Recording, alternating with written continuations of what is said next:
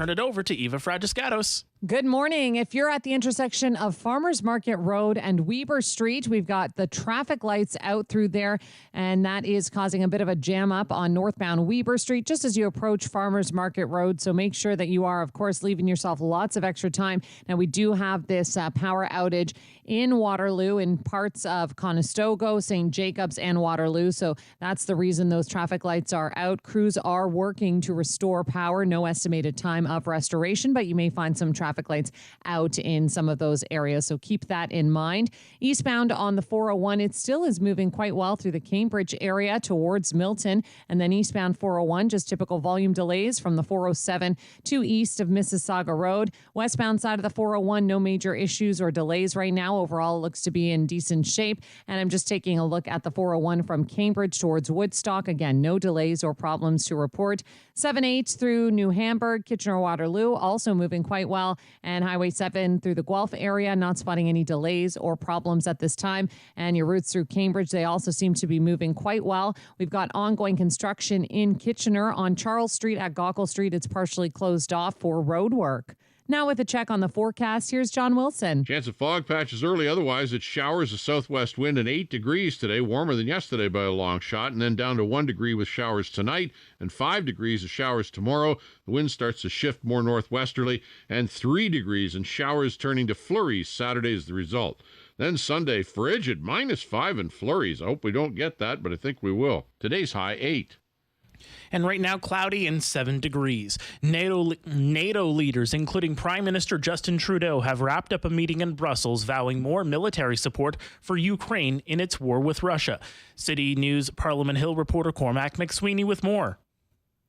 A month into this Russian invasion of Ukraine, NATO leaders have agreed to step up their response. Following this meeting, NATO Secretary General Jens Stoltenberg says allied countries will be supplying more equipment. To help Ukraine protect against biological, chemical, radiological, and nuclear threats. That includes medical and decontamination supplies as well as crisis management resources. In a taped message to NATO leaders, Ukrainian President Volodymyr Zelensky was asking, though, for heavier weapons like tanks. Stoltenberg also says leaders approved a plan to double the number of battle groups in Europe to 8, adding new forces in Bulgaria, Hungary, Romania, and Slovakia. Earlier, before the NATO meeting, Prime Minister Justin Trudeau said the actions of Russia are unacceptable. This illegal, brutal invasion of a friendly democracy in Ukraine. After the NATO meeting, Trudeau went straight to a meeting with other G7 leaders. He's expected to address the media later. Cormac McSweeney, Parliament Hill. In sports, the Raptors look to inch into a guaranteed playoff spot tonight against Cleveland. Airtime 7 o'clock on City News 570. News next at 10:30. I'm Mark Perry, City News. If knowledge is power, consider this show your Sword of Grayskull. Welcome to the Mike Farwell Show on City News 570.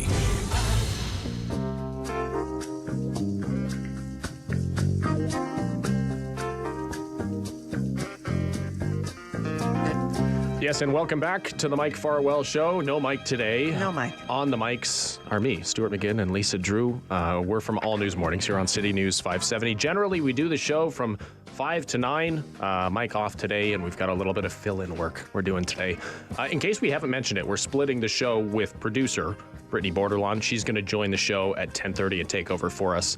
Got a bit of a long morning. She's a little more experienced. A little bit as well. Yeah, we're rookies at this. But we've been trying to have some fun this morning. We started off with the political talk, both locally, municipally, provincially, and then we went over to talk about vacations just before the break. Some people consider golf a big vacation. It is a stress reliever. It is an item of joy. Also a stress inducer if you're not great at it. It's true. Very true. Joining us to talk about what I think is a true sign of spring every year in the city of Kitchener is Bob Shane, the manager for sports development and golf in the city of Kitchener. And Bob, I kind of feel like we became pandemic friends when I kept checking in to see what the pandemic meant for you. And how are you this spring? We are optimistic this spring. It's with all the lifting of the restrictions, we're hopefully anticipating a more quote-unquote normal golf season this year. And what does a normal golf season look like? You know, remind us, it's been a really long 2 years. Well, what you'll see is all your course features available and accessible. You will have clubhouses fully opened and accessible, and now with with masks for the general public can come in, not needing to wear masks inside. We definitely would encourage those that feel more comfortable to do so. We're looking forward to just a normal flow of traffic. Bob Stewart here. Thanks so much for joining the Mike Farwell Show this morning. Nice to meet you over the phone. Nice to meet you, Stuart. Yeah. So talk to me a little bit about the timeline on this. I mean, we've been having some lovely spring weather over the last little bit. Don't know if you've looked at the forecast for this Sunday, though. High of -5. Not exactly golfing weather. So what's the ice plan? on the car yesterday morning was a good indicator that we are in the middle of a good Canadian spring. Yep. 19 degrees one day, ice the next day. So yeah, we're targeting right now for a tentative opening of April 20th. That's always based, of course, on the weather and course conditions. And how has it been? I mean, usually every year I look at my own lawn. It's pretty soggy right now, and then there's some snow. Are you concerned about that April 20th right now, and how did it fare over the winter? It's interesting because we had a lot of snow. Obviously, our Nordic Ski Club really enjoyed the conditions at Rockaway this winter with the amount of snow that we had, and it is leaving for a bit more of a wet surface. But depending on how the weather goes and how it swings, some sunny conditions, some dry conditions with a bit of wind, it can firm up. We just got to get the frost out of the ground and get the ground to firm up a bit so we can get our equipment onto it. All throughout the pandemic, different effects on different businesses, right? With all the pandemic restrictions. Golf was an interesting one, though. A lot of people took it up. The big comments were, what easier game to play at a physical distance, right? That was sort of, I remember hearing that right at the beginning of COVID, and golf really seemed to pick up steam. What's the golfing business been like for you guys over the past couple of years? And how does that compare to what it's normally like, of course, pre-pandemic and hopefully post-pandemic as things get back to more of a normal? Yeah, we definitely had, as you said, a lot of new golfers come to the game, and a lot of people come back to the game. So a lot of golfers I talked to used to play and then got busy with other things in life, but decided through the pandemic to come back to the game because it was that solid recreational offering that you could play outdoors and have some good, safe fun, and hopefully not too many frustrations, as you said at the top, with your own play. But that's been the big change. We're always welcoming and ready to welcome back our regular golfers, our members, but we are hoping those that did come to the game or came back to the game stick with it and continue to enjoy a good round of golf. Are you seeing this as a really, is there a new growing demographic? Is this definitely capturing, I mean, I know it was a long 2 years and we were all looking for things to do, but does this seem to be something that, the next generation is really grabbing onto? Are you seeing any changing demographics or trends? I would say the intermediate golfer, I think, has been a lot more involved, definitely a lot more. So the intermediate for us would be 20s and 30s. A lot more women playing golf too, which is a tremendous demographic to have out. So there has been some swing in that. There are a lot of what we're seeing in our pitch and putt down at Dune is a lot of parents introducing their kids to the game, and it's a great location to bring out a young family on our 9-hole pitch and putt down there and utilize the driving range to introduce kids to the game. So you're saying there's some hope for me when nobody even wants me on the mini golf team at work? There is I am terrible. You're no bad than me. What about that process, Bob? You mentioned April 20th as the target. What has to be done once the weather gets on the better side of things for a consistent period of time to clean everything up and have the courses ready? I imagine both indoors and outdoors. Obviously, there's lots. Yeah, well, indoors we've been working over the course of the last couple of months and bringing things together, and outdoors perspective. Obviously, it's we have to wait for things to firm up, the snow to get out of and the frost to get out of the ground. But we starting in early April, we'll have our seasonal staff come in and start to clean up some of the debris and that's left over from the winter, and then we'll get moving towards once it firms up, getting the course fixtures out and hopefully getting the equipment on there to get it cut and ready. And what has been the response so far? People already booking in? Like, where's the reservation standing right now? Reservations don't start until a week prior to we open. So, but we're getting lots of calls from our members for when we're opening. Our volunteers are dropping around and saying hello, and the conversations are starting and with an eagerness to get going. So there is a lot of excitement. Okay, good news to look forward to for golfers. April 20th, the target date to get the three courses open up in the city of Kitchener. Bob Shane, thanks so much for joining us this morning. Really appreciate your time. Really appreciate it. Thank you. Thanks, Bob. Take care. Take care. Bye-bye. You've been listening to the Mike Farwell Show with Stuart McGinn and Lisa Drew filling in for Mike today. Call it the extended version of All News Mornings as we dive a little bit deeper into some of the stories ongoing today. Yeah, like I said, you can't golf in -5, Lisa. I don't know much about golf, but I know that. Okay. We're going to be talking something a little faster for Stuart, F1 after the break, and we'd love to have you join us. And I'm Team Hamilton all the way, by the way. Our phone lines, we'd love to have you, 519-570-2545 or 1-800-570-5715, or you can hit star 570. It's a free call.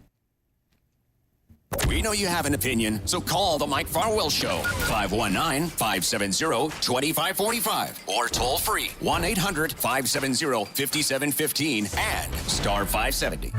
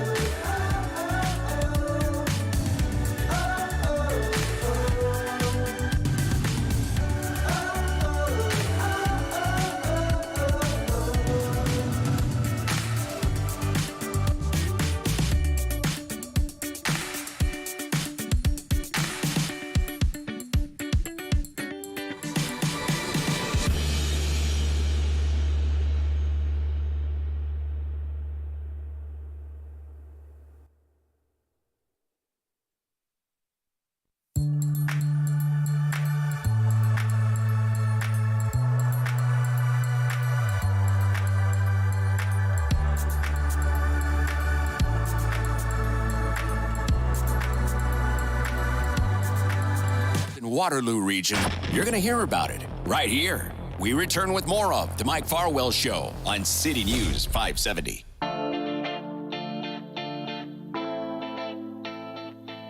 Hey Netflix. This sport is cutthroat.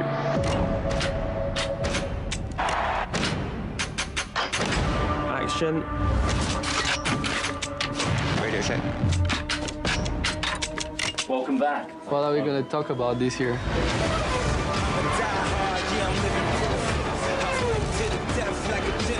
It's not just about what's going on the track. It's everything that happens off the track. Ain't no fear in me. I'm ready for it. I was born for this. It's winner takes all. This is my right. It's constant warfare. May the best driver win. The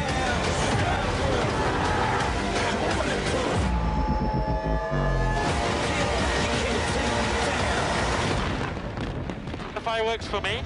They can be. That is Drive to Survive, the Netflix series that you may have seen as you comb through looking for something to stream at home on any given evening. We're talking about this niche sport that's growing, Formula One, and it's growing because of this new Netflix series. I should say new. It's 4 years old now, the series. Season 4 came out just a few weeks ago. But we're talking about the sport and how fast it's growing. By the way, welcome to the Mike Farwell Show. Stuart McGinn alongside Lisa Drew.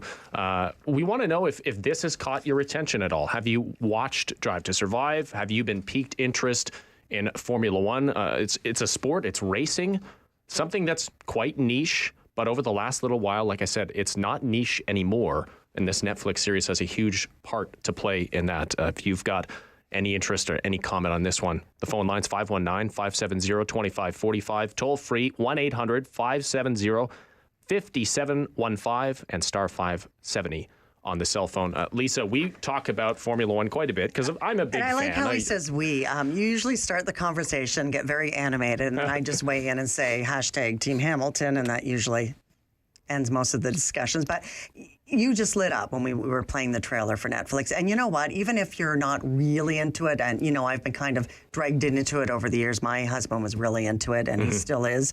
You know, a lot of early mornings on the weekend to get up and catch the races and, you know, the qualifiers and that sort of thing. So, you know, I've picked it up organically, and then seeing the Netflix series is bringing it to a whole nother level.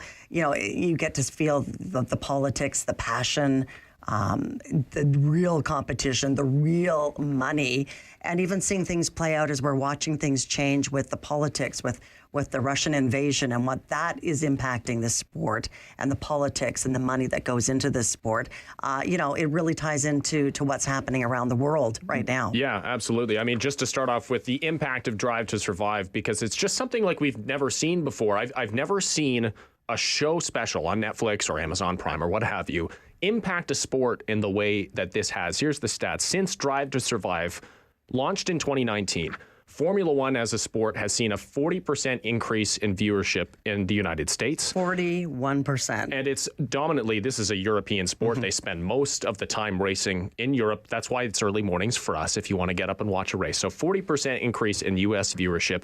7 of 10 of the most watched races ever in Formula One have taken place since the release of this new show. And the most attended race ever as well, which was in the U.S. It was Austin last year, 400,000 people for a race weekend. In the middle of a pandemic, by the way. Yeah, they had lifted COVID restrictions in Texas quite early at that point. But 400,000 people, that's the most attended race ever. So we're talking about a sport that is just catching like wildfire, all because of this show. And, you know, I have to say, you know, it is a little sexy.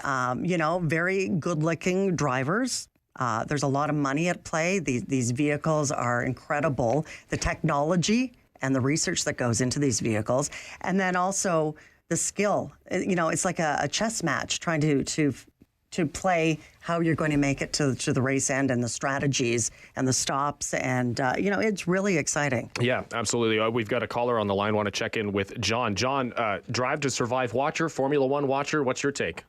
Oh, I love the Formula One. I go back to when it was like European, You had Ferrari, and you had that German Michael Schumacher. Yeah, Schumacher.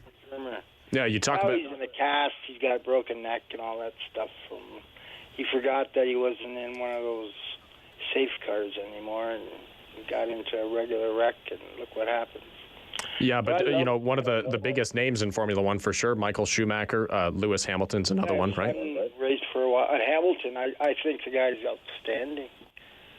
And classy, too. He's a really classy athlete. Who's that? Hamilton. Oh, yeah. I mean, the way he speaks, you just know he's been well educated. But those cars are just souped-up go-karts, really. I mean, if you go out to the go-kart track and pretend it's Formula One, you can get in trouble. But you'll never go nowhere near as fast as them. John, thanks so much for the call. These are the fastest cars in the world, and we're talking about what I have to say what used to be a niche sport, because you take a look at some of these other numbers as well. If you caught wind of Formula One last year, there was a big finale. The drivers get points throughout every race. They come to the last race tied on points. And so they raced, I want to say it was 25 races last year. And it came down to the last race. It wasn't 25. It was actually less, maybe 21. Don't quote me on that. I know you won't, because I'm preaching to you right now, Lisa. But anyway, any fan that's listening saying, oh, you should know. Yeah, no. But at the end of the race, they came to the last race. They were tied on points. So it was, it all comes down to this final race. That race in Abu Dhabi last year had more viewers globally than the Super Bowl did this year. The Super Bowl was at 101 million. And the Abu Dhabi Grand Prix, the last race of the 2021 season, 108.7 million viewers. So to call this a niche sport anymore, I'm not sure if it's necessarily true. And the season that came to an end, the way it ended down to the very final minutes, was really incredible.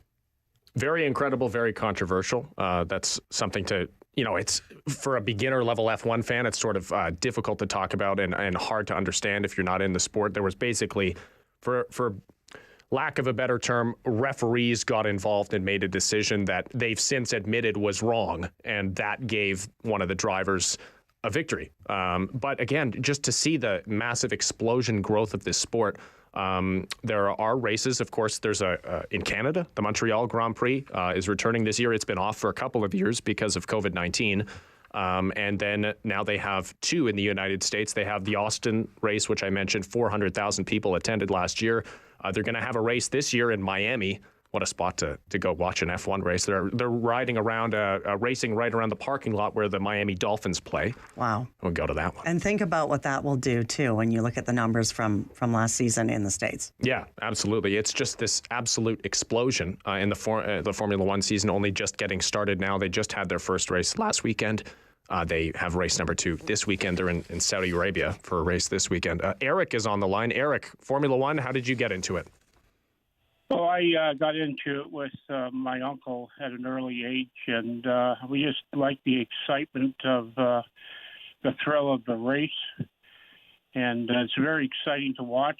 We do also, at the odd time, dip into NASCAR as well, but it's definitely an exciting time. Have you watched Drive to Survive, the Netflix series that's bringing so much popularity to the sport nowadays? No, but they're recommending, and I'm definitely going to get around to doing that. And in saying that, I just wanted to give some praise to you guys. Stuart, you're definitely a welcome addition to the 570 team. Oh, thank you. I appreciate that. And I don't get an opportunity to give praise to Lisa Drew. She's just an absolute delight. We've been listening to her as a family. We have over 4 generations listening each morning. And Lisa, it's just an absolute delight to hear you on the radio. You've been doing it, and you're just a great veteran at radio. Eric, thank you. You made my morning, and Stuart's too. We appreciate our listeners. We don't get a chance to interact quite a bit when we're in at 4 a.m., so thank you for the feedback. We appreciate it. Great today. Yeah, thanks very much, Eric. Really appreciate the call. Very lovely. Thank you.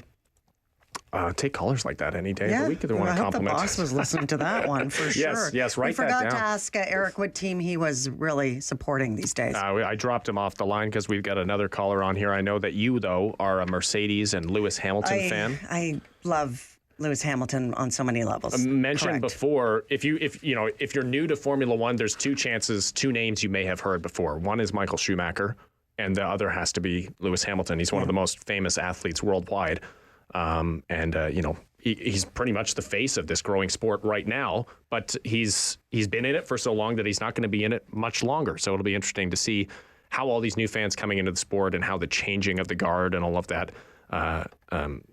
How that works and who becomes the next big star of Formula One. Andre is on the line. Andre, you watch Formula One. How have you gotten into the sport? Yes, good morning, Morning. Stuart and Lisa. Very honored to talk to you, but I just wanted to throw in there Jacques and Gilles Villeneuve. Yes, they are amazing, and they brought the same thing in Montreal, the sport. And it is a super sport. Myself, I wanted to learn about it when I was younger, but the cost of driving and all that. So, yes, it's a very, very, very high adrenaline sport, performed to the second. And, nobody embarrass that, please. Well, thank you. I have a quick Gilles Villeneuve story. I used to work at Canadian Tire back in my high school years, and we had a Canada Day parade in Brampton every year. And I guess Canadian Tire was a big sponsor, and also of Jacques as well. But I had a chance to actually be on a float with his race car. Which Jacques or Gilles? I believe it was Gilles. Wow, that's very cool. Is that possible? I'm pretty sure. Very possible. It was the history of the sponsorship way back, and I could be wrong on that, but I'm pretty sure it was the Gilles Villeneuve. Gilles Villeneuve. Yeah. He, of course, we talked about the Montreal circuit. It's named after him. I'm not 100% sure on the name. I want to say Gilles Villeneuve circuit, if I am correct. But that's in Montreal. And several years ago, I was in Montreal, and actually, it's a public circuit. You can just go run around it. So I went for a jog around the circuit. And of course, Gilles Villeneuve passed away in a racing incident. But they have Salut Gilles written just underneath where the start line is. So the drivers drive past that every year. When they do the Montreal Grand Prix. So exciting to talk about Formula One. Thanks for letting me nerd out a little bit. You're welcome. I've learned so much from you since, we've been sharing a small room together. Yeah. So thanks for bearing with me on that one. I wanted to talk about it. We were looking to, see what we wanted to chat about on the show today as we were filling in for Mike Farwell and said, hey, we could do a little bit on this. So we did it. But that's it for us, filling in for the Mike Farwell show today. Brittany Borderlaw is going to join the show on the other side of a news break here. But thanks so much for Lisa joining me today. We did this together just to fill the hole with Mike gone. Hope to have Mike Farwell back soon, but I had a great time. And thank you for joining us as well. We appreciate it. And we'll see you on All News Mornings tomorrow, our show generally from 5 to 9, just a bit extended again today. This is the Mike Farwell Show on City News 570. Compelling, noteworthy, and entertaining. The Mike Farwell Show checks all the boxes. Hang tight. More local talk coming up next on City News 570.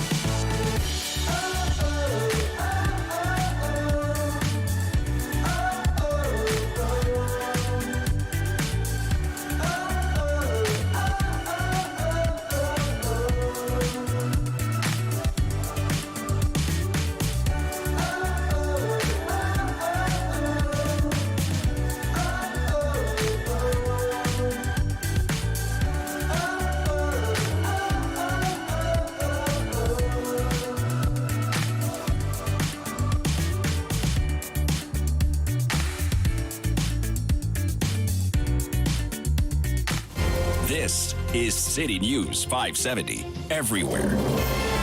It is 10:30, cloudy and 7 degrees. I'm Mark Perry with the City News 570 top story. Another sign of improvement on the local COVID-19 front. The Cambridge Pine Bush Vaccination Clinic, is set to close this coming Wednesday. There will actually be a closing ceremony for the facility, which over the course of the past year saw over 333,000 doses of vaccine administered. The region, which takes over the clinic from Grand River Hospital on April 1st, says the plan now is to close it. Crews are continuing to determine the cause of a fire in the University District of Waterloo. It happened around 9 o'clock last night at an abandoned home on Hemlock Street. That's near Albert and Columbia.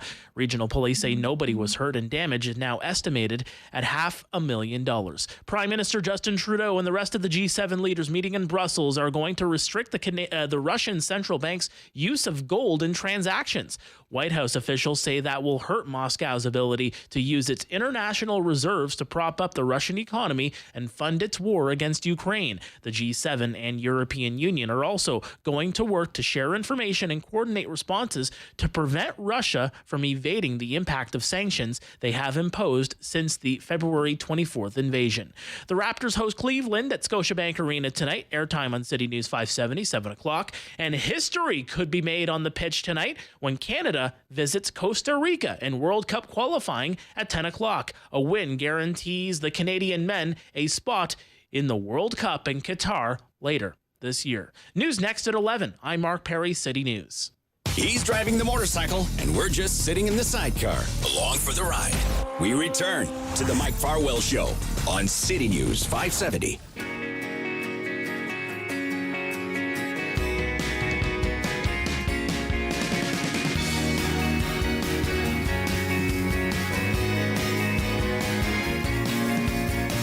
Welcome back to the Mike Farwell Show.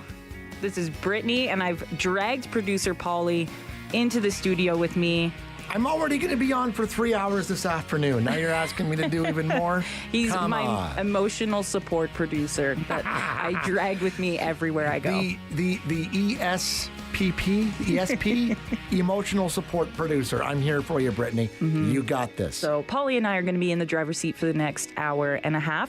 And right now we're going to be joined with Mac Graham, the founder of KW, the KW Trivia Challenge. Mac, how's it going? Good morning. Hi, how are you? We're good. How are you? I'm doing great, thank you. Bear with me. I'm very nervous. This is not my forte by any means. But we're going to have some fun because I understand you are bringing a trivia competition to the show with us. Yes, absolutely. Yeah, I've got some great questions lined up to share with people today.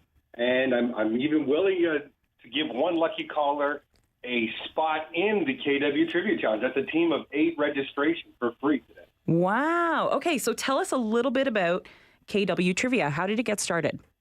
All right. Well, this all started out of a desire from the Kitchener Knights of Columbus, which I'm a member of. We had a desire to do something really big to really help out this city. We wanted to really, show the city our commitment to it and how much we care. We've been doing a lot of smaller things around the community, but we hadn't done anything big before. And so we thought, rather than doing a large gala, there's a number of large gala banquets here in the city. Let's have a really fun night where we bring the community out to just have some fun and to compete against one another in a trivia challenge, all to raise funds for various local charities.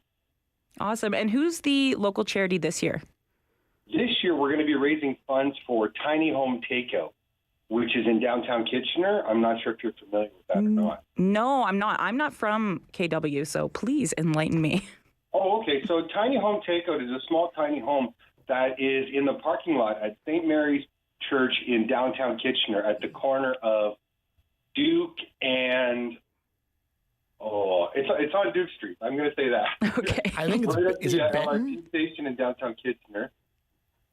And basically, the idea of Tiny Home Takeout is that the idea was everyone is deserving of a beautiful, fresh gourmet meal, regardless of their income status. And so Tiny Home was built to offer meals to anyone who wanted it, whether they had money or not. So it is a pay-as-you-go or pay-as-you-have service. That's open, I believe, Tuesday to Saturday during the week for evening meal. And they offer gourmet pizza every single night, as well as what's called a taste, which is quite often a soup or a chili or something like that. And it's like I said, it's pay whatever you can afford. There is no obligation. If you can make a donation, they'd really appreciate it. But if you can't, then that's fine too. Awesome. Okay, so coming up on it's April 29th, correct? The trivia challenge? Absolutely. Friday, April 29th is the date of the challenge. We're going to be at the Doubletree Inn on Fairway Road in the Grand Ballroom. And when should people be registering? Like, when's the cutoff date?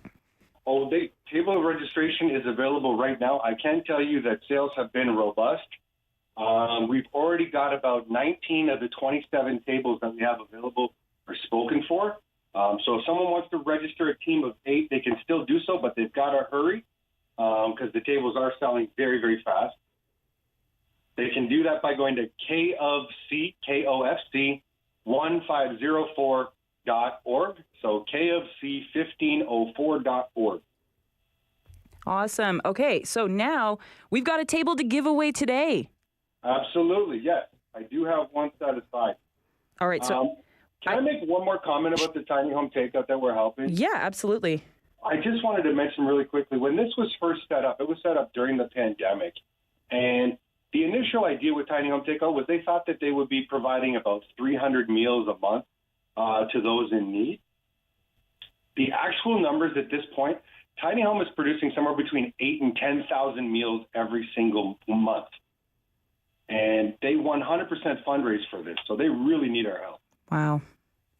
Incredible. So going now, switching gears a little bit now to the trivia challenge. I understand you have 3 questions. Whoever wins, they have to get 3 questions in a row correct.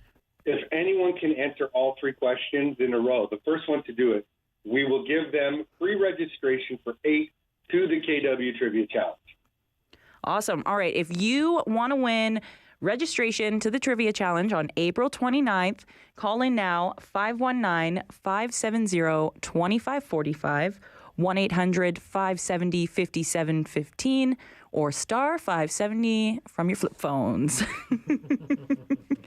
All right. Mac, are these questions hard? All of these questions are multiple choice. Oh. The answer is available. Okay. Just like at the Trivia Challenge, the answer is always there. If you'd like, before we get started, I can provide an example. Yeah, okay. Okay, so I have a question here we'll use in as example right now. Do Paulie or I win anything if we get it right? I'll send over a round of copies if you guys. Oh, okay, yes. Perfect. We'll take it. Yes. Beautiful. Okay, so what is the occupation of the 7 dwarfs in the movie Snow White and the 7 Dwarfs? Is it A, tailors, B, farmers, C, lumberjacks, or D, miners? Oh, okay. You know what's funny? I know, but I had no idea they had an occupation. So my wife and I are just in the process now of, she's putting me through all the Disney movies. Mm-hmm. I haven't gotten to that one yet. So what are the occupation of Snow White's 7 dwarfs? Mm-hmm. Yes. Lumberjacks, tailors, farmers, or miners? Do you know the answer, Brittany? I think I do. Hi ho, it's off to work we go. Mm-hmm. I think it's miners. I was going to say lumberjack. But they don't wear plaid. I don't even know what the dwarves look like. Brittany, I haven't even gotten to the movie yet. I don't know. All right, final answer. Do you want to go with lumberjacks then? I'll go with you. Miners. You're the miners. That is correct. Awesome. Okay, can't wait for our coffees.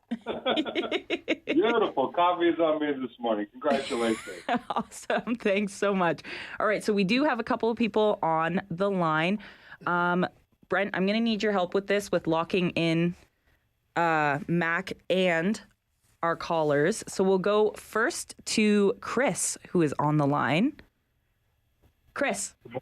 Good morning. Do you want to win a table for you and your friends to KW Trivia? I'll try. Okay. So you know the rules. No Yes. cheating. You cannot call a friend. And you have to get all 3 questions right. Okay. Okay. All right, let's go. Okay, are we ready? We're ready. Okay, here is question number 1. Which Beatle narrated the first 2 seasons of the children's TV series Thomas the Tank? Was it John Lennon, Paul McCartney, George Harrison, or Ringo Starr? I'll say Ringo Starr. Final answer? That is correct. I remember watching that growing up, the original Thomas the Tank Engine series, Ringo Starr. Really? And then George Carlin took over, and it wasn't as good. I had no idea until today. Ringo did the first 2 seasons in the early 1990s. Wow. Yeah. I'm not going to lie. I'm really glad that we got the Snow White question because I wouldn't have been able to answer that. All right, Mac, next question. Beautiful. All right. Next question. Which TV duo's last names were DeFazio and Feeney? Was it A, Bonnie and Clyde, B, Laverne and Shirley, C, Dean and Jerry, or D, Thelma and Louise? I think it was Laverne and Shirley. Laverne and Shirley is correct. Woo! All right. You got 2 so far, Chris. You're in good shape. All right. Congratulations, Chris. Doing very, very well today. I hope we do get you at the Crypt Trivia Challenge. Your team would do very well, I'm sure. All right. Are we ready for question number 3? Mm-hmm. Yeah. Okay. We're turning up the heat a little bit on this one. So, question number 3. By definition, a person studying campanology is interested in what? Is it A, shells, B, bells, C, camping, or D, birds? What is a campanologist studying? I'm going to go with C, camping. Is that your final answer? Yes. Chris, I'm sorry, that's the incorrect answer. Oh, Chris. I'm not going to lie. I would have went with that one, too. It was kind of in the word a little bit. Yeah. Oh, Chris, I'm so sorry.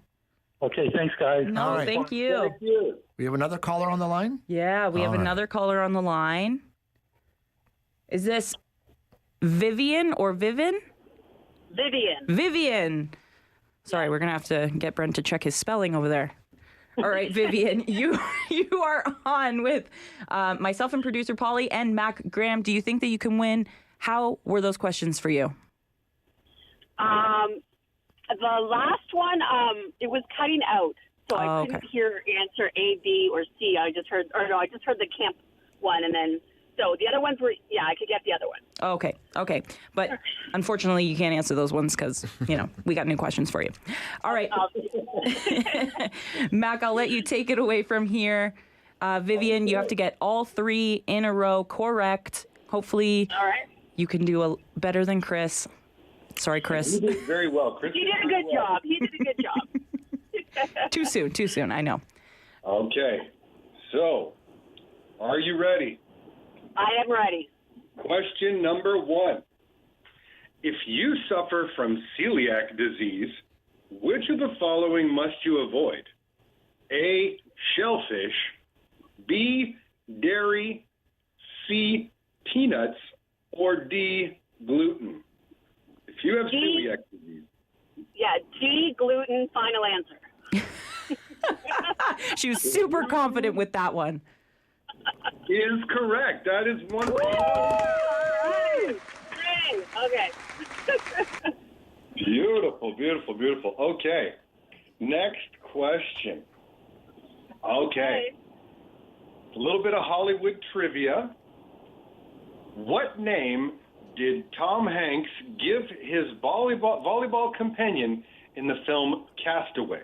Was it A, Russell, B, Madison, C, Wilson, or D, Franklin?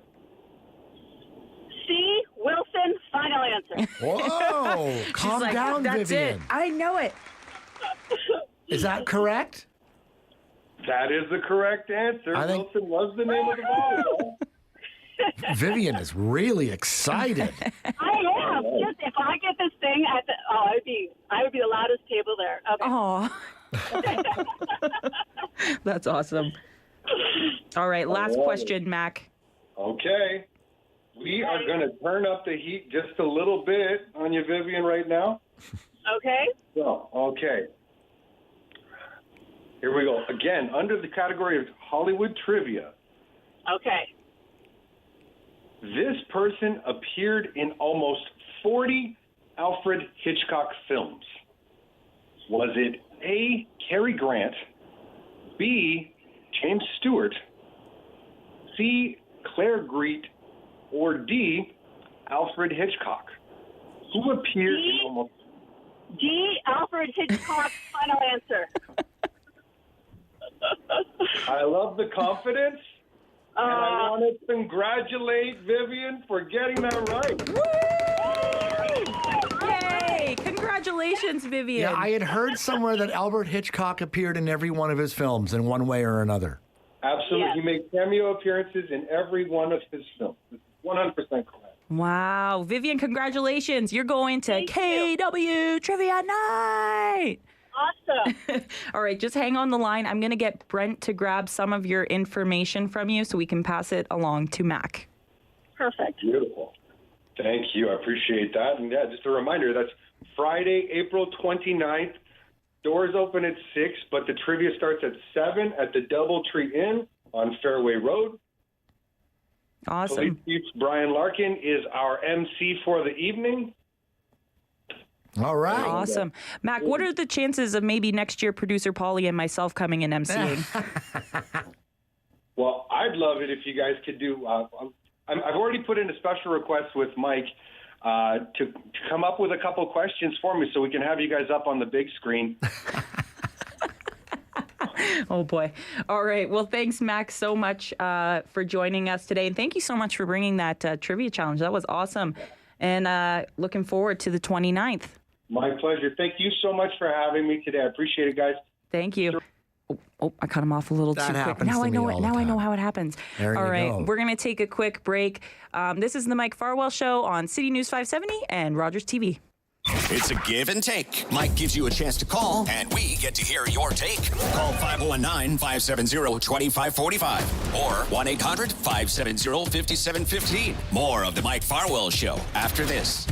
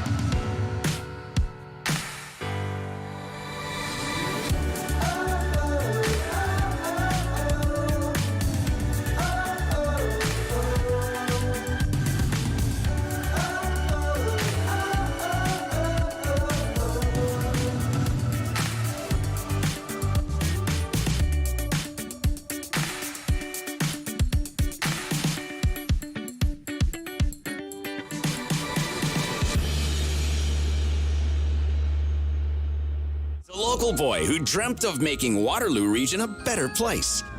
It's still a work in progress. This is the Mike Farwell Show on City News 570.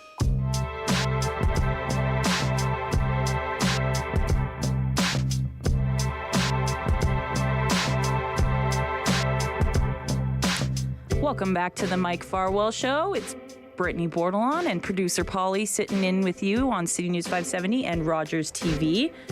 And we got a call on the line. Gregory, how's it going? Okay. It's going okay, but we're in unprecedented times here. And I need to speak with Mac because the last time there was trivia, my team won on the radio. And it was just before the pandemic happened. So we got to set the clock back. We got to reset the matrix, and we need another opportunity to win our chance to be at and represent our table, meat and potatoes. And if we don't, we're going to be in this pandemic forever. This is the only way we can reset the clock. So we need another opportunity, or this is going to go on forever. Your team's name is Meat and Potatoes? No, meat and potatoes. Meat and what? Potatoes. I don't know. Okay. Paul, you got to give me another chance here, buddy, or we're going to be stuck here forever. Well, you could go and buy tickets still to tickets it. available. There's tickets available. If I buy it, then it's not the way we entered the Matrix. You have to enter the Matrix the same way. or it's I'm all sorry, for Gregory. nothing. There was one competition. We do not set the parameters. We just enforce them. Hey, you tell Mac. I said he emailed me asking because he lost his list on who won, and I emailed him back.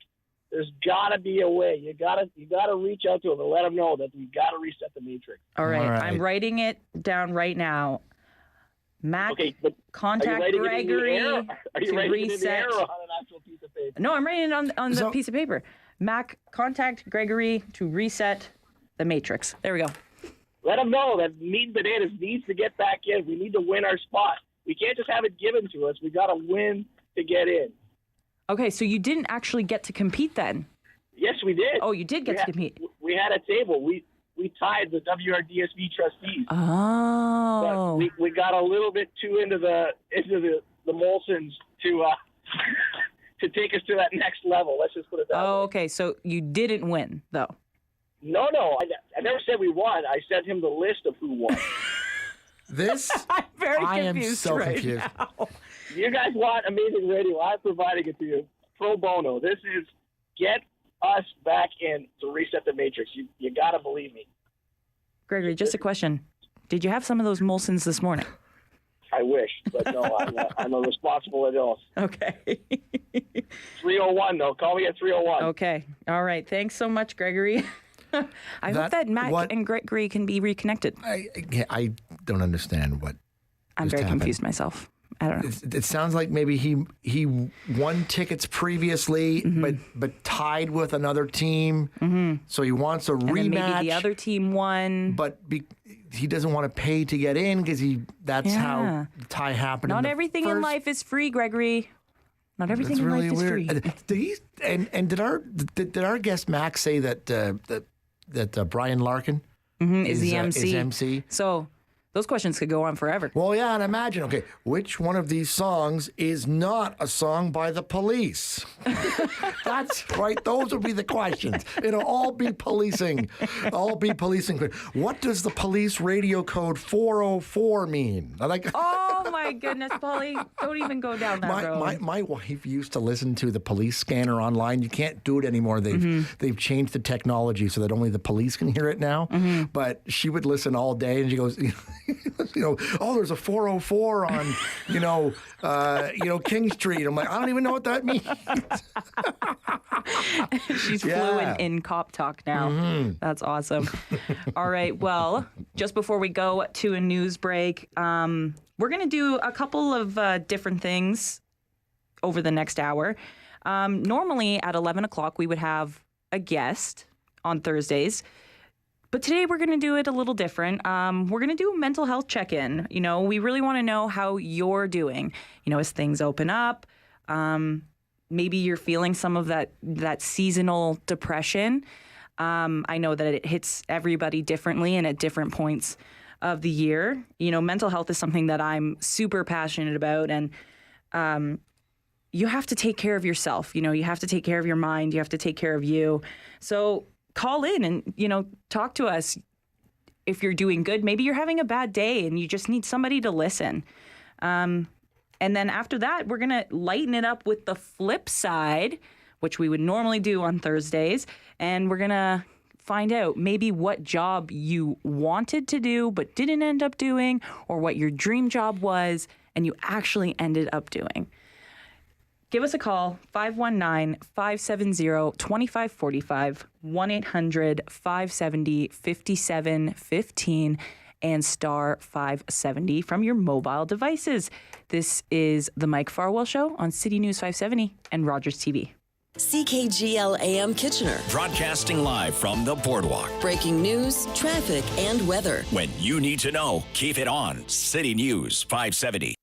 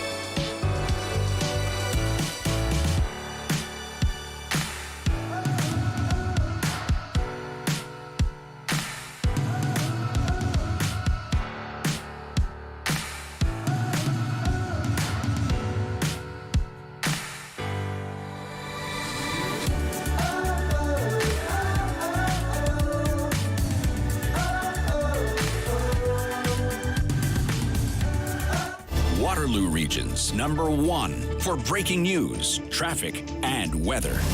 This is City News 570, everywhere. It is 11 o'clock, cloudy, 7 degrees. Good morning. I'm Paul McPhee with the City News 570 top story. The Prime Minister and other NATO leaders have agreed to step up their response to Russia's invasion of Ukraine. The leaders of the military alliance held an emergency summit today in Brussels. City News Parliament Hill reporter Cormac McSweeney with the latest. NATO leaders have now approved the creation of 4 new battle groups in Europe to be stationed in Bulgaria, Hungary, Romania, and Slovakia. That doubles the international forces taking part in the deterrence missions to prevent Russian aggressions from spreading. NATO Secretary General Jens Stoltenberg adds allies will also continue military support for Ukraine and will be providing new equipment to help protect Ukrainians from chemical, biological, radiological, and nuclear threats. Stoltenberg says there is serious concern that Russia may use chemical weapons, but stop just short of calling it a red line for NATO. Any use of chemical weapons will totally change the nature of the conflict. It will be a blatant violation of international law. Allies also warning China not to get involved after Russia requested military and financial assistance. Ahead of the NATO meeting, Prime Minister Justin Trudeau said allies are committed to stopping this unacceptable invasion. Partners around the world are united in condemning and standing up to Russia. Trudeau is now taking part in a G7 meeting. He's expected to address the media later. Cormac McSweeney, Parliament Hill. City News Time 11:01. Time for traffic and weather together on the ones. Here's Eva Fragiscatos. Good morning. Overall, a great commute. If you are eastbound on the 401, it's moving quite well through the Cambridge area. No delays or problems at this time. And then if you are eastbound on the 401 through Milton, still looks good. And then East 401 slows down from Winston Churchill to about Mississauga Road. Typical volume for this time of day. Highway 78 through Kitchener-Waterloo and New Hamburg. No major issues or problems at this time. Highway 24, Highway 8 towards the 401 in Cambridge also moving quite well. I'm not spotting any problems along Highway 7 towards the Guelph area. It's moving quite well. Looks like most of the routes through Waterloo are also in decent shape. We've got some ongoing construction in Waterloo on King Street from Central to Necker. It's fully closed off because of road reconstruction. And also in Wellesley, Hergot Road from Temperance Road to Lawson Line, partially closed off, and that's for ongoing bridge work. We also still have construction on Charles Street in Kitchener at Gaukel. It's partially closed for road work. Now with the forecast, here's John Wilson. Whole mass of cold air is just waiting to come down behind this big system as it heads out today. Now, it's going to take its time. We've got at least another couple of days with this system, really. 8 degrees and showers today. Southwest wind blowing warmer than yesterday. Down to 1 with showers tonight. 5 with showers tomorrow and a shifting wind. Once it's northwesterly, Saturday is flurries and 3, and Sunday is flurries and a bare -5. Today's high 8. Yeah, right now outside the City News 570 studio, we have clouds and 7 degrees. The largest COVID-19 vaccination clinic in the region will be closing its doors at the end of the month. The region says the Cambridge Pine Bush Clinic would close at the end of March, and a traditional closing ceremony is being planned. It'll be open this Saturday from 9 a.m. to 4 p.m. and then 11:30 a.m. to 6:30 p.m. on the clinic's final day, Wednesday, March 30th. The region is also wanting to remind residents there are still clinics open at the Boardwalk in Waterloo, Beechwood Road in Cambridge, and you can also get vaccines at community centers, public libraries, pharmacies, and doctors' offices. Fire officials continue to sift through the rubble, trying to pinpoint the cause of a house fire in Waterloo. The blaze on Hemlock Street, that's near Albert and Columbia, caused an estimated $500,000 in damage. No one was hurt in last night's fire, which happened at an abandoned home.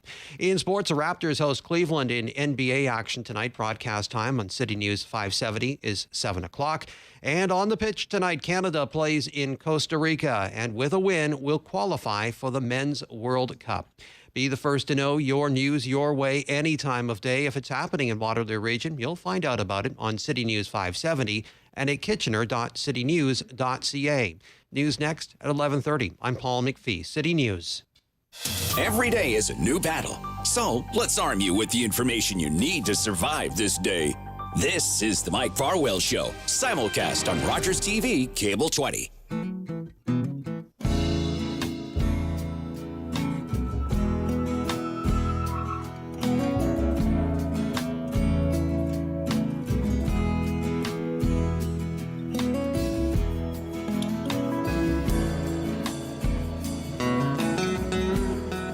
Welcome back to the Mike Farwell Show on City News 570 and Rogers TV. This half hour, we're going to be chatting about mental health. As I mentioned before the break, it's something that is super passionate. I'm super passionate about. For most of my adult life, I think I have suffered from some form of mental health, whether it's depression or anxiety. And I neglected it for a very long time, to the point where I actually had a breaking point. And, you know, the last 2 years have been so chaotic and not at all what any of us have wanted to deal with or be in. And I think now more than ever, we need to really take care of, you know, ourselves and each other. And, you know, sometimes all you need is somebody to listen to, like somebody to listen to you. It can be hard for us to ask for help, and it could also be hard for people to recognize that you need help. But, you know, we want to be the listening ears for you this morning. So with that, we'll go to the phones. And if you feel comfortable enough to call in and talk to us, the numbers are 519-570-5715, 1-800-570-50. I'm messing up the numbers here. It's okay. 1-800-570-5715. And the cell number is? Star 570 from your flip phones. That's just fun to say. I like what Brittle Star was saying yesterday. Every time you gave out the number, he was said, from your brick phone or your flip phone or your your Motorola Razr. Exactly. Yeah. All right, we got Kyle on the line. Kyle, how are you doing today? Oh, I'm good. How are you guys doing? Good. Yeah. Hey, you know what? I'm very excited. Well, you know what? Last weekend in Liswell, there was St. Paddy's Day Festival, and it was nice to go out and see friends that I haven't seen in so long. And you know what? I thought I was going to be kind of worried that the talking again to people and stuff would be kind of awkward because we haven't really done it for so long, right? But you know what? It's nice just to have see people again, enjoy life with go out and have some drinks and enjoy life. And I know that, the pandemic, for me, it's been really hard, not seeing people, missing birthdays and family events. And it's nice that we could actually slowly get through that again, right? So I'm very excited. I know, you guys have been awesome, to talk to when things have been down and stuff. So for me, it's been refreshing. It's nice to see people. It's nice that I could see family this year again, maybe have a full Christmas together, and my birthday's coming up, so we can all get together. So I'm since they've opened everything up, it's been like taking a deep breath and just letting it all out and starting over. So that's awesome. Thanks so much, Kyle. And honestly, thank you, for feeling comfortable enough to talk to us, when you're having a bad day. You guys are not just radio hosts, but you guys are good friends in my life. So thank you very much. Oh, that's very nice, Kyle. And I have met Kyle in person a couple times. He's a nice guy. Yeah. Thanks, Kyle. Thanks have a lot. great day, Kyle. Oh, he's gone. Hung up on me, why don't you? Andre, how are you doing today? I'm doing well. A very nice day. Talked to the earlier team, Lisa and Stuart, and now to you. Yeah, it's like two shows in one. Yeah. Wow. And now it's me. And I'm very honored for you guys to listen to me. But I'd like to share because this is my bottom line is like I said to Mr. Farwell earlier, is about KW and Hamilton and London and surrounding. Is very hard to leave, and because the help and support in the community is amazing. And I would like to just say a quick story about me, is that, like you guys know, when I had my double concussion in October 2003, my career went down, and I was on top of life, and just like anybody, a curveball happens. And ever since, just like you said earlier, Brittany, I denied it. And, it doesn't matter how positive you are and how much support you have. It's anything you have in life, it takes acceptance. And once you have that acceptance, then you just grow with it. But you do need a team of support. And what I want to say is that when COVID happened, whoops. You okay, Andre? Oh, yeah. No, sorry. I thought I was unclicked. No, Thank you're you very still much. on. Yeah. So when COVID happened, I always say when you have a negative action or reaction, there's always a problem, like in life. And when COVID happened, my reaction was, now you guys know how I feel. I've been living this for years now and blah, blah, blah, you know what I mean? But the thing is that the problem became more serious and I became hurt because my bubble, all that became in my bubble, and I had to be strong and then let my bubble grow, my circle of love. So, and I shared with you guys that the big problem I think now in this economy that's growing so fast is the people do need to share, and I thank you guys for listening and for caring, and lots of love to your radio show, whoever's there. Awesome. That's great. Thank you very much, Thanks Andre. so That's much, very Andre. nice. And I'm so glad you called in and chatted with us. Thank you. And Paulie, don't go too crazy on the overtime for your trip. Have a good day. No, thanks. Yeah. I think I mentioned my trip on the air the other. Yeah. So there you go. Yeah. Yeah, that was a nice call from Andre. Mm-hmm. I mean, the last 2 years has been crazy. I mean, I was saying, I think it was yesterday, that, events that happened last week to me are in the same time frame as things that happened 2 years ago. I can't remember. So the pandemic's been tough on everybody. It has. For sure, yeah. It has. Yeah, I can't think of anybody that's been like, oh yeah, this has been a breeze, because it's altered everyone's life, right? And even as things open up, people are still unsure. But I think as long as, everybody's kind to one another and, give everybody a little bit of grace. You know? Brent, did you have a story or anything you wanted to share at all? Oh, I caught him off guard. Let me just get my headset on here. Well, actually, it's sort of similar, I think, to what Kyle was saying, which I haven't seen many of my friends in a long time because of the pandemic, and you're at home a lot. So, I go to work and then I get home and I'm at home and then I go to sleep and then I go to work the next day. That's what I've been doing for the last little while. And just recently on the weekend, I was able to see a few old college friends from Conestoga College. Shout out to there, because I went to the radio broadcast program there. I hadn't seen them in a long time, and we got to hang out, and it made me realize that it's just been a very long time since I've actually, been able to interact with those guys, and it was just really nice. So, yeah, it's just something I think that a lot of people are feeling right now, right? Is just that they haven't seen so many people in a long time, and it's good now, with mask mandates gone too, that more people might be seeing each other more. So, yeah.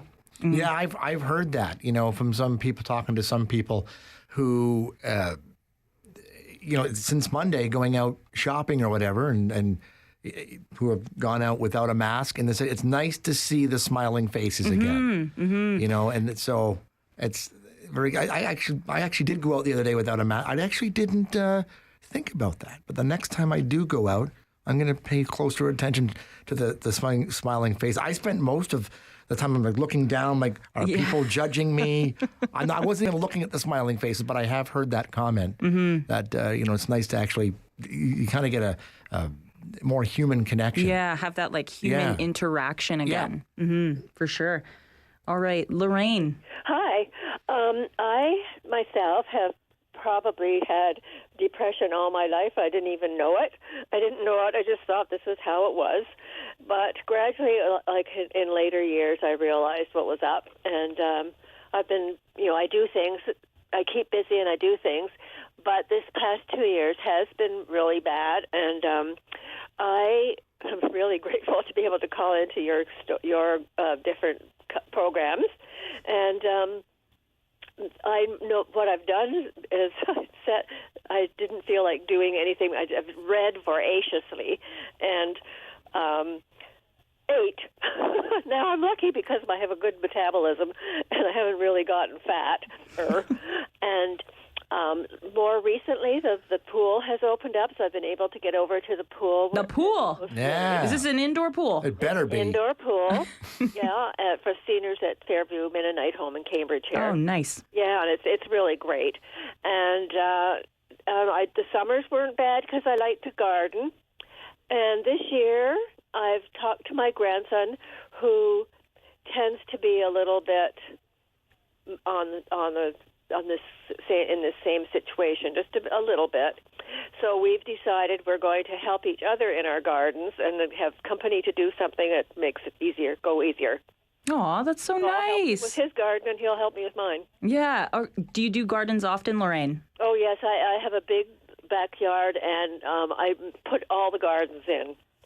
I've dug it up and put it in. I'm in my 80s now. I'm not so active, but that's done. It's just maintenance now. Mm-hmm. Oh, awesome.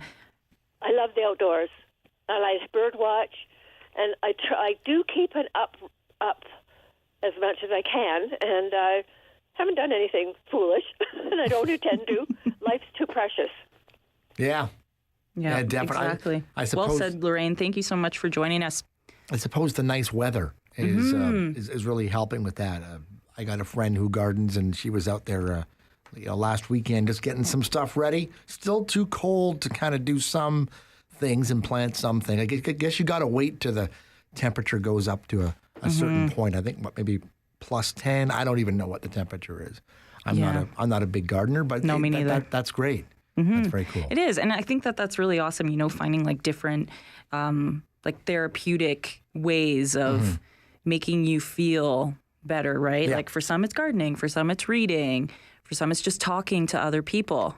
Yeah. You know what it is for me? Something I just recently started doing was I like I said, I work and then I'm at home, so I started going out for walks. It's simple, but I would go out at nighttime and just go for a walk. It's fresh air, and it's actually quite relaxing. It's just a nice little ritual I do each night. And That's it's good awesome. exercise. Yeah. I try to go out for a walk when I can. I've been lacking in that lately because my schedule has been so all over the place with filling in, and then I'll be producing one. I'm a person of routine. So when my routine has been broken the last month, and I've barely gone out for any walks because I work that into my day, mostly at the same time every day. So it's obviously going out for good exercise, and that can be part of not only physical health, but mental health. Yeah, absolutely. Absolutely.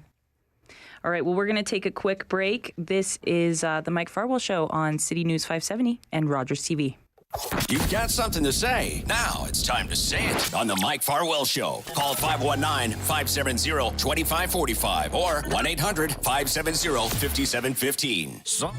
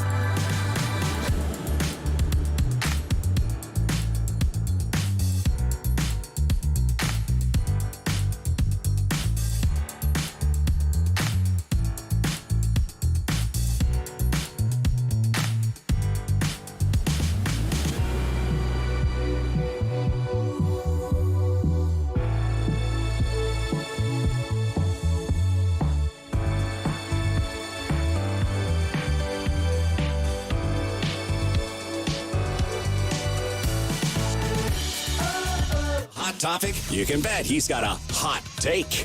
This is the Mike Farwell Show on City News 570. Simulcast on Rogers TV, Cable 20.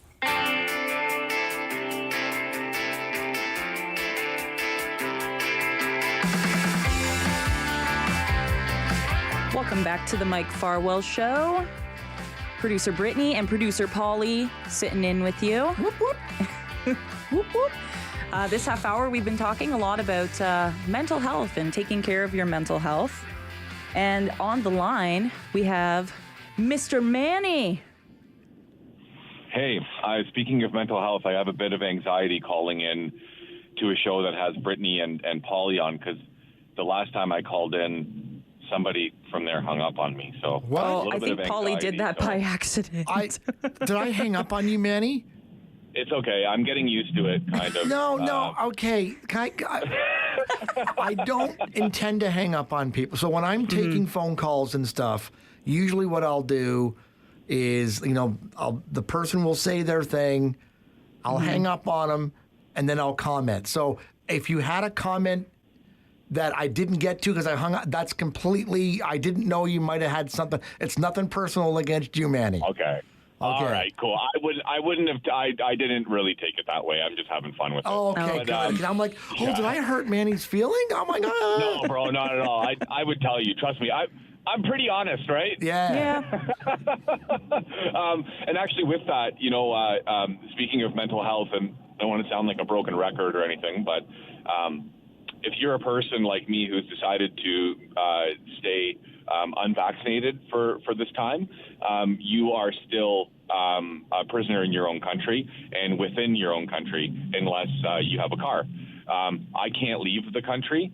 I can't get on a plane or a train to fly across the country or to travel across the country. And with all the things that we know about what's happened throughout COVID and in relation to vaccines and their efficacy, based on what we were sold in the beginning, it's very mentally draining and very challenging to even begin to think about having a future in a country that has devalued somebody like me, in my opinion, and othered me to a point where I don't feel like I can maybe stay here long term with the two small children that I have. I don't want them to ever be treated this way by a country. And I still believe that it's unbelievably unfair and that a lot of people like me, and I just, I'm speaking for myself. I'm not speaking for everybody. And I understand, just as I've been told, that when I speak for myself, it sounds selfish. Through other issues that I've had in the past, I have been going to therapy now, and I've been a very open and loud proponent of all of the great things it's done for me personally. So I look at the word selfish as being a very strong and powerful thing, because that means that you're being the very best you can be to yourself. And it's actually what's kept me as even-keeled as I've tried to stay throughout all of this, and as good to my children as I have through all this COVID stuff. So I hope that one day soon we can all get past all this, because there's some of us who've been through, we've all been through a lot. But some of us still continue to be dragged through all of this, and it really makes no sense at this point in time. All right, Manny, thank you so much for that. Thank you. Yeah, and going off of what Manny has said there, it hasn't been easy for anybody, right? No matter what side of the fence that you sit on.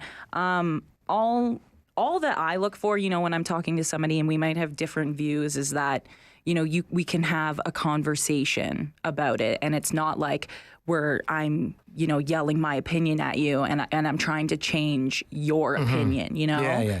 Like if you have a value of something, if you stand by something and you have, strong values on something, like, cool. Absolutely, right? I don't want anybody to change my opinion, so I don't want to try and change somebody else's, Yeah, but I mean, there are many people, though, in Manny's camp who have felt that during the pandemic they've been called names, they've been called, look at the comments that Justin Trudeau made about the trucker convoy, a small fringe minority. Like, that doesn't help. No, absolutely not. That's why I say, be kind to one another, like we all have our own opinion on things, but it's just, I don't know. Just be kind. Be kind to one another. Just be kind to each other. There's already so much going on, and we're already, reeling the effects of COVID and of lockdowns and mandates and all that stuff. Like, the last thing we need is, getting in each other's faces about anything. Yeah, and hopefully that the pandemic seems to be on the back end now. Hopefully we can get back to, civil conversation again. Mm-hmm. Yeah.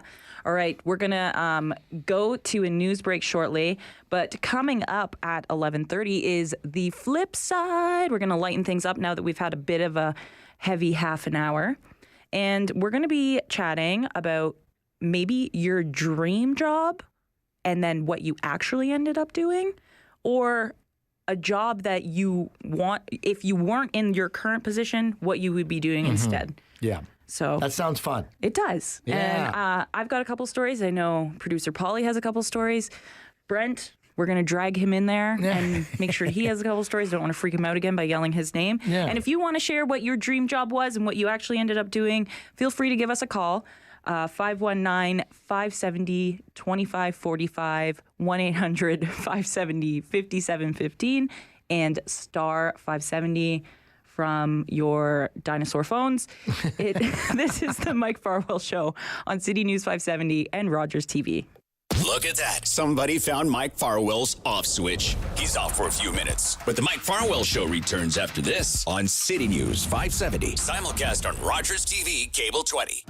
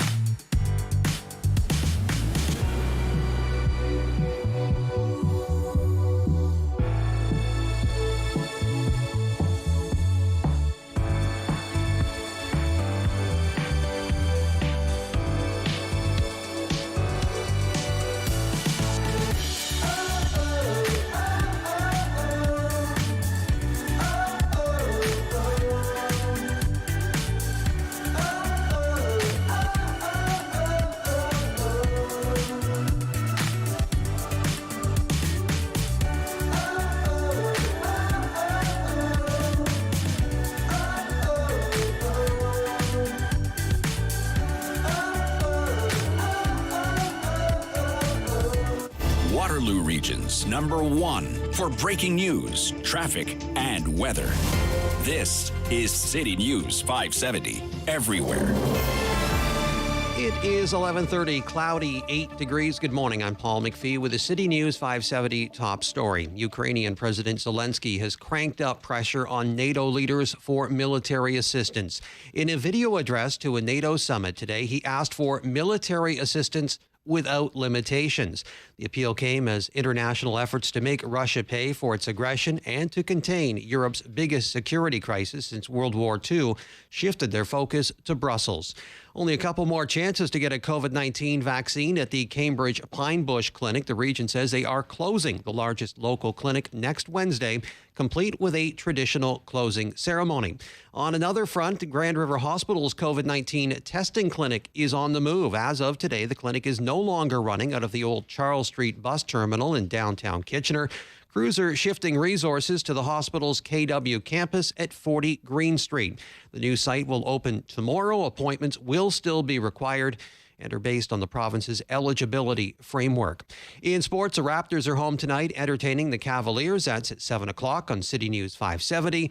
And Canada's men's soccer team plays in Costa Rica tonight and would punch its ticket to the World Cup with a victory. Follow City News 570 on Twitter at City News KIT. News next at noon. I'm Paul McPhee, City News. What do the people on the other side of the mic think? You're about to find out. This is The Flip Side on The Mike Farwell Show. On City News 570, simulcast on Rogers TV, Cable 20.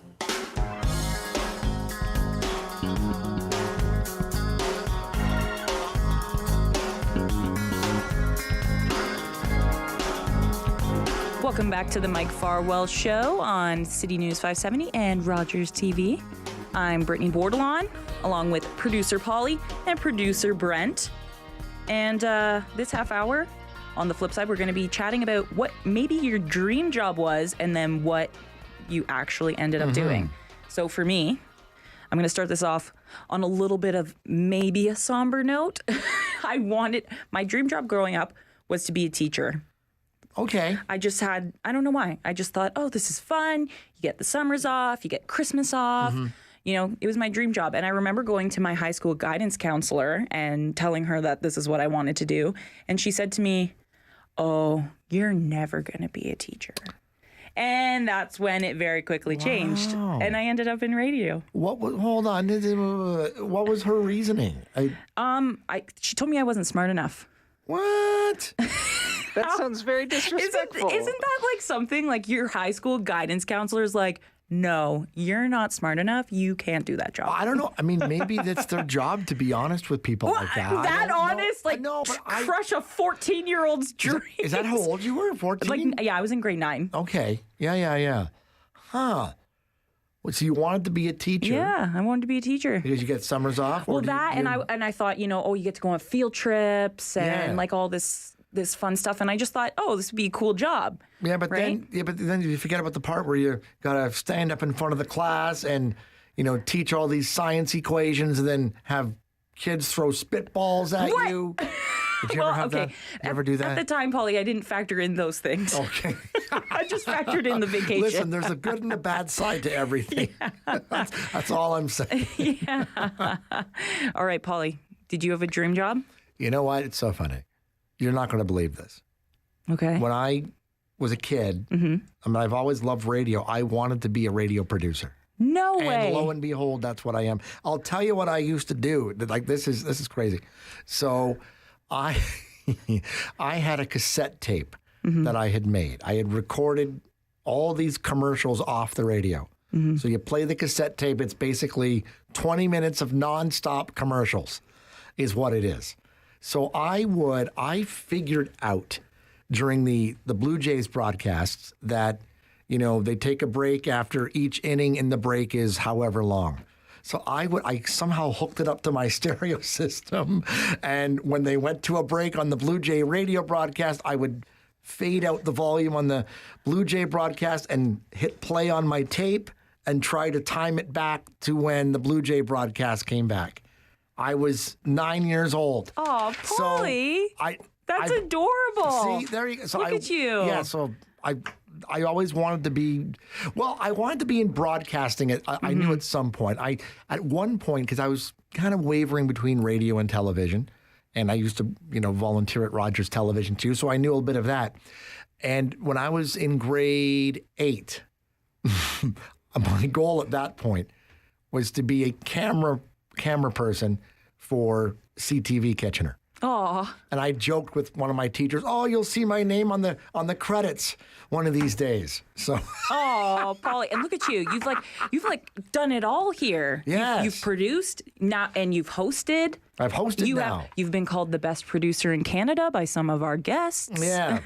Julie Kowinski. Yeah. Julie Kowinski from who is she from the CFIB. CFIB, Canadian she Federation loves producer Polly. of Independent Business. Every time I call her and go, "Okay, yeah, you'll be on in 2 minutes, Julie." "Oh, producer Polly, my favorite producer." Yep. Yeah. So I wanted to be a radio producer, and lo and behold, that's what I became. Oh, that's all Good for you. Dreams. You're living your dreams, Paul. Yeah. Don't let your dreams just be dreams. That's right. That's right. Yeah. All right, Brent, what was your dream job? Before I went to Conestoga College for radio broadcasting, I actually went to the University of Guelph, and I was originally taking music, jazz composition.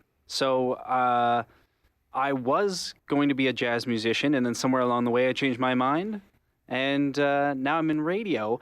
But you know what? I actually very much enjoy voice acting as well, so I think I'm in kind of the right ballpark right now. Okay, cool. Oh, awesome. Oh my gosh, jazz. That's so cool. Have you ever done a voiceover for a commercial or anything? Like, have you done anything? No, I haven't. Okay. And the thing is, the only thing that's holding me back from putting stuff together for voice acting is because I'm lazy.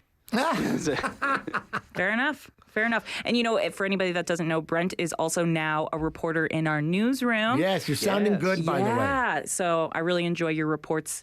And we'll go to the phones now. Grant. Yeah. How's it going? You're funny. Who's funny? You. Oh, okay. Okay. One of my dream jobs was wanting to become a cook because I used to go to Laurel Vocational, and I like working in the food department. Mm-hmm. Well, that never kind of panned out. Instead, I got a job at the hospital that I had for maybe 20 years, so that even worked out even better. But did you get a job cooking food at the hospital? No, I was in housekeeping. Okay, yeah. So it worked out good, right? I wouldn't want to be there now with this pandemic. So yeah, so I'm glad I'm not doing any of that kind of work. And this fellow should pursue his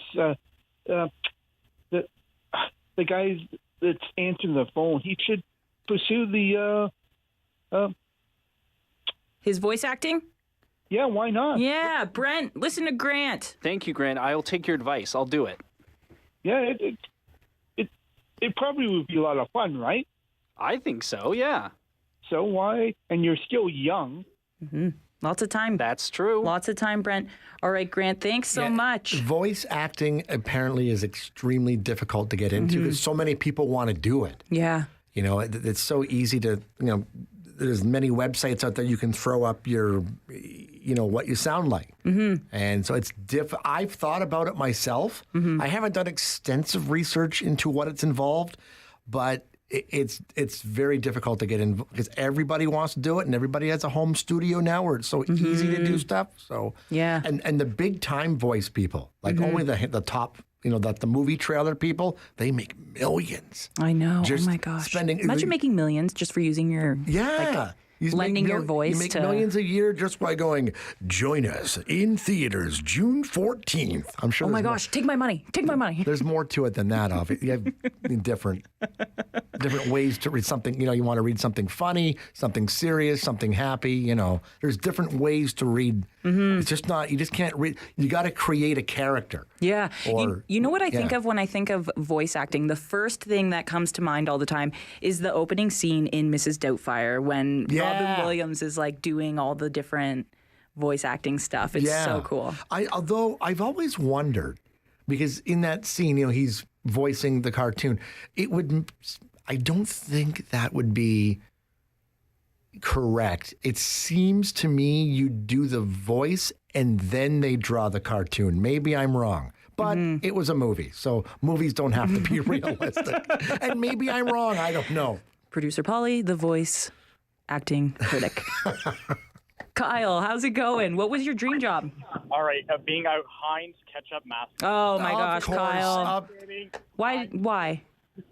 All right, I'm sorry. All right, so honestly, when I lived in Oklahoma, from the age of 5 to 12, I honestly wanted to be a tornado chaser. Oh. And when there was a tornado, I saw a couple of them growing up, like not to my house or anything, but just there was probably about quite a bit of ways.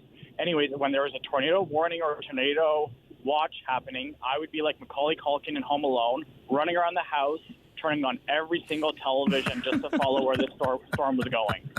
So that's how I was. I got so excited and all that stuff. Living in Oklahoma, that was like I watched Twister religiously. Like I loved all that, living on the edge. So yeah, that's what I wanted to do. Was if I was still in Oklahoma, I probably would have been a tornado chaser instead of being a business owner. So there you go. And in this part of the world, you might get 1 or 2 tornadoes a year, maybe in this area. And my friends in Oklahoma are like, "Why don't you just become a snowstorm chaser?" I'm like, "Do you know how boring that is? Like, I'm not going to go and chase a snowstorm."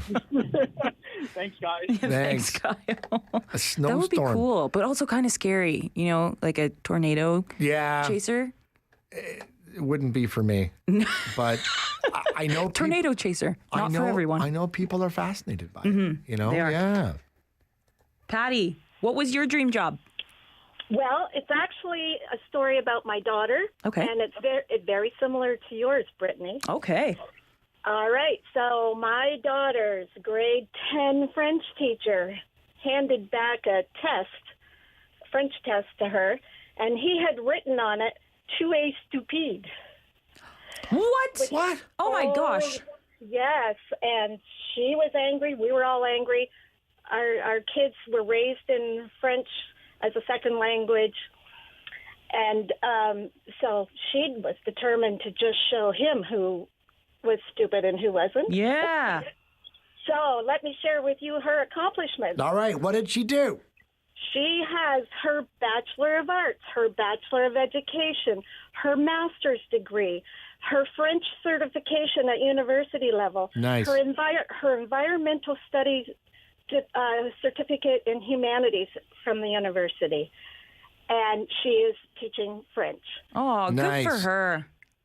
So, you know what? Sometimes when people tell you no, you don't take no for an answer. Yeah. That's good for her. great. That's awesome. Yeah. Thanks so much for sharing that, Patty. Thank you. I would take that. Wow. I would take all of my graduate certificates and find that teacher and go, look at this. Put you said I could this on your fridge. Oh my goodness, that's so awful. Oh, why are people so mean? Yeah. You know, it's like people that, you know, pop kids' imagination. You know, like a kid's like, I want to do this, and they're like, no, that's never gonna happen. Like, But maybe some people do that as a motivator. They tell someone they can't or do maybe something. they just do it because they're jerks, Polly. I know you want to be on the side of these people. I'm trying to be positive. Come on. Lorraine, what was your dream job? Well, when I was a girl, my younger brother went into a junior forest ranger, and I wanted to do that too, but girls couldn't do that. It was so annoying. So anyway, I'm really an outdoorsy person, an artsy person, but I was also, you know, kind and you know, good with people, and I became a nurse. Aww. I was the oldest of 6 children. I was very good with kids, and I used to go to my neighbor's blind. She was a blind lady, and I used to thread her needles for her because she couldn't see to do that, but she could sew, and I was a good babysitter. Anyway, so that was the art of nursing. I wasn't so good at the science of nursing, but more hands-on. So anyway, that was my story. Oh, that's awesome. Well, you know what, Lorraine, being a nurse is an amazing job. Yes, I would want to be there now, but yes, I did enjoy it, and I felt that I made a difference. Aw, absolutely. Yeah, Thanks so much, Lorraine. You know, that's I think a really great thing. If you have a job where you really feel that you make a difference, you really feel like you are changing people's lives. And for some people that might be teaching or teachering. Clearly, I'm not ever going to be a teacher because I think it's called teachering, or a nurse or something like that. That's very cool. I don't know if I'm making a difference pushing buttons behind the scenes. Oh, Polly, you are one of the best producers in the biz. Do not count yourself Polly, short. you make a difference in our lives. Yeah. Marsha, what was your dream job? Oh, Marsha? Marsha, I think we got a little bad connection, so I'm going to put you on hold here and hopefully get to, you can get to like a better area. You want to know it was something else that that for some reason I wanted to do. I wanted to be a marine biologist. So after the whole, teacher thing didn't work out, I was like, okay, maybe I'll get into marine biology. I'm really fascinated with killer whales and that sort of thing. And I took biology all throughout school. But I am terrified of the ocean. That's kind of a problem if you want to do that job. Yeah, kind of a problem. I don't know why. Like sea urchins, sharks, all those things. I watch Shark Week every year. terrifying.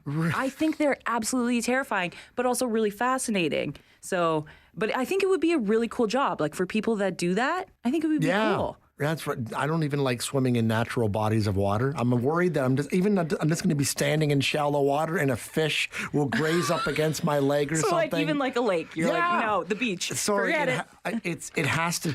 Here's my thing. When I'm swimming, I don't have to, but I'm uncomfortable if I can't see the bottom. Okay. So obviously a swimming pool, clear water, you can see that. But if I'm in a lake or something, things are kind of dusty, they're sandy. Yeah. You can't see how deep it is. My wife and I went swimming in Barbados, and that was awesome because that's clear blue water. It's nice water, It's natural water, but you can see all the way to the bottom. So I was cool with that. Yeah. But yeah, I have to be able to see the bottom. Oh my goodness. You're so funny, Polly. Yeah. The things I learned about you. Another thing I wanted to be when I grew up was a bus driver. Oh, really? Yeah. Like any particular bus? Like you want to drive like a coach? I hadn't really thought that far. But whether Just it's a bus driver. city bus or, Greyhound or whatever. And maybe once I retire, I might consider that. Why not? Because it'd be cool. You drive a group of people to the casino and I'm cool. Get paid for it. You get paid and I'm cool with sitting in the parking lot for 4 hours. I'll just listen to the radio and then until they're ready to come back and I drive them back. Be great. I would love to be a bus driver. Yeah, it seems like a chill job. Yeah. I like that. That's awesome. All right, we're going to go to the phones here as soon as Brent puts it on. Aaron. Hey, how are you guys today? We're good. How are you? I'm also good. Polly, my wife shares your phobia. We used to watch, we have watched every episode of River Monsters. Oh. I've never even heard of that. And the downside of that is my wife will no longer swim if she can't see the bottom. So yeah, there you go. If it's not crystal clear water, she's not going in. Yeah. Go to Barbados. Only Barbados, though. No, or some of those other Caribbean swimming in Barbados was one of the most awesome experiences I've ever had. All right, it was we'll great. have to hear that. Yeah, awesome. Thanks so much, Aaron. Thanks, guys. Oh, wait, Aaron, did you have a dream job? You know what? When I was a kid, I wanted to be a veterinarian, and never got to do it, but still love animals and take care of my pets real good. But I wanted to do that, and I also wanted to somehow work at a baseball stadium because I thought it'd be a great way to get a lot of games. That's right up Polly's alley. It's right up Polly's alley. For sure. Yeah, I love, and as I said, I used to volunteer at Rogers Television, so you would spend a lot of time in empty baseball stadiums and arenas after the equipment's all set up, and it's very peaceful. I would actually like to work in a sports arena sometime. I think that'd be cool. Awesome. Thanks so much for the call, Aaron. Thanks. Take care. All right, and we'll take one more call before we go to the break, and then we'll come back and take some more. Let's go to Melissa. Hi there. Thank you for taking my call. Yeah, thank you for calling in. What was your dream job? From the age of 4 until my early 20s, I always wanted to be a nurse. I was actually quite arrogant in high school when my friends said, I don't know what I want to do. You know, they were wondering what are they going to do, and I went, well, I know. I've known for a long time. I'm always going to be a nurse. And I actually got into nursing school, and the second year I was also married to a Vietnam vet, and life was very chaotic. And in that horrible year, I dropped out of school and never went back. Wow. That's too bad. I ended up running away to another state to try and sort out my life, and I fell into theater. And I was a theatrical stage manager in New York City for over 10 years. Wow! Like, did you work on Broadway or what? Did you work on Broadway or what? I had 2 shows that were sort of on Broadway, yeah. Okay.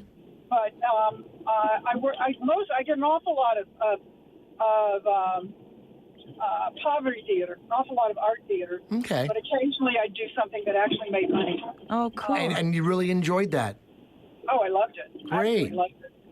Yep. That's so awesome. And then I left theater and fell into being an admin, which is what female managers end up doing, and fell into a job at a corporate company as a legal assistant in the legal department. Okay. Wow. And I ended with absolutely no experience in legal. And I ended up working for 4 different corporations for 16 years as a legal secretary. Wow. Impressive. Awesome. Cool. Thanks so much, Melissa. Nice. With that, we'll go to a break. Give us a call if you want to share your dream job. 519-570-2545, 1-800-570-5715, and star 570 from your very, very old phones. This is the Mike Farwell Show on City News 570 and Rogers TV. Flipping the mic over to you. 519-570-2545. Toll free 1-800-570-5715.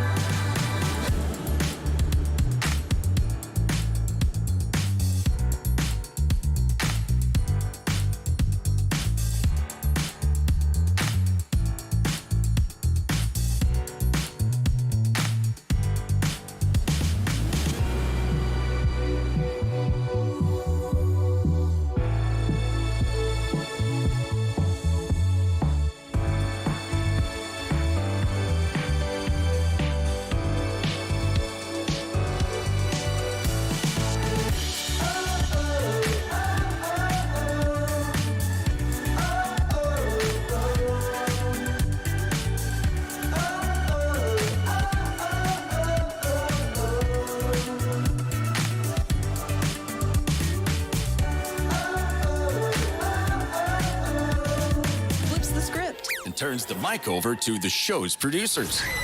Back to The Flip Side on City News 570, simulcast on Rogers TV, Cable 20.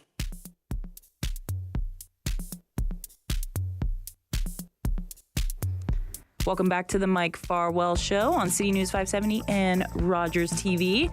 This half hour, we've been talking about what your dream job was, or maybe you're doing it now. We'll go to the phones and we'll go to Jeff. Jeff, what was your dream job? Well, I had one I really wanted to do, and I wanted to be a marine biologist, actually. No way! Get out! Yeah. And, but, like, I guess my grades weren't good enough to get into university because I applied to U of BC and I didn't get in, but... That would be a good place to go to for marine biology. Yeah, so then, because, like, I love scuba diving, I I always like the water and stuff, right? So I did that. And then, so from there, I was like, you know what? I'll do underwater welding because I love the trades too, right? So, And I got into the course, but I couldn't afford to go. I couldn't afford the equipment that you needed to buy to go and stuff, being young and that, and I didn't have the money and that. But yeah, so I settled to be a welding engineer instead. Well, that's a pretty cool job. I definitely couldn't do it. For what? What kind of engineer? Welding engineering. That's not bad. Anything with the word engineer in it is... Yeah, so I'm like a maintenance supervisor now. So I work in the automotive industry as a maintenance supervisor, which is good. You get to, every day is kind of different because, you never know what's going to break down or happen when you get into work, so it's good that way. But I think my ultimate dream job would have been be prime minister for sure. Oh, well, there you go. Nice. There could be an opening in a few years. 2025. Get yourself in the running. All right. And Chris, what was your dream job? Well, I did it. I was a sales engineer, and I traveled to 60 countries around 4 different continents. And you guys talked about, traveling alone. I would be dropped in countries like Argentina or Paraguay at like 2 o'clock in the morning and have to figure out how to find my hotel and get to the business meeting the next day. But the marine biology, I'll take you scuba diving anytime, Brittany. Well, I don't know. There's sea urchins. There's a quarry on Hespeler, and you can go down to 150 feet. Oh, wow. All right. That sounds cool and also very terrifying all at the same time. Obviously, you need like a scuba tank or something, right? No, we'll get you all the gear. Don't worry. All right, cool. Thanks, Chris. And that is all the time that we have. Thank you for calling in and being part of the show with us. This is the Mike Farwell Show. We will see Mike at some point. I'm not sure when, but thanks for tuning in to City News 570 and Rogers TV. CKGL-AM Kitchener, broadcasting live from the boardwalk. Breaking news, traffic, and weather. When you need to know, keep it on. City News 570.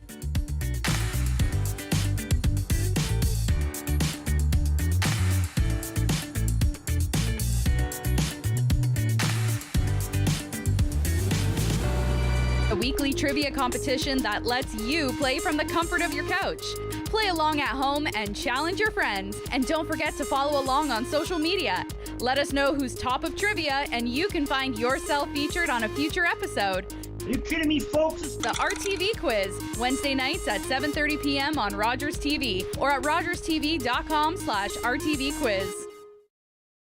Are you interested in learning TV production? Have you ever wanted your own TV show? There's an opportunity waiting for you at Rogers TV. On Friday, April 8th, visit us on location at the Sleeman Center and find out how you can get involved with Rogers TV. From working on our OHL broadcasts and daily shows to pitching and producing your own show, discover how you can be part of community TV. Details at rogerstv.com. Your mouth can do a lot of amazing things.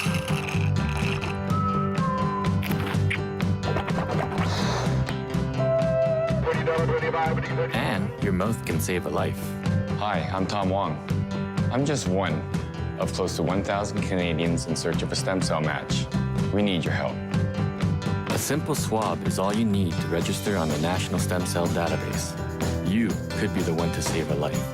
Find the hero in you. This is Rogers TV.